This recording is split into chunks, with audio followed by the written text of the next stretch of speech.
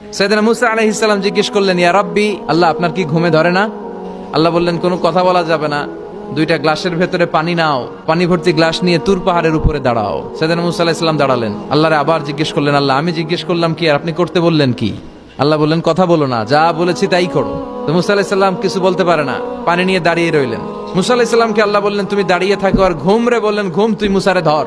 ঘুম যে এবার সাইয়েদনা মুসা আলাইহিস সালামকে ধরেছে। উনি ঘুমের ধাক্কায় আর থাকতে পারেন না, একবার ডানে যায় আরেকবার বায়ে যায়। ঘুমের ধাক্কায় হঠাৎ করে কাত হয়ে পড়ে যায় আর গ্লাসগুলো মাটিতে পড়ে খান খান হয়ে ভেঙে যায়। আল্লাহ ডেকে বললেন, মুসা বেশি কিছু হেফাজতের তো দায়িত্ব দেই নাই, শুধু দুইটা গ্লাস হেফাজতের দায়িত্ব দিয়েছি। ঘুমের কারণে এগুলোর হেফাজত করতে পারো নাই, ভেঙে খান খান হয়ে গিয়েছে।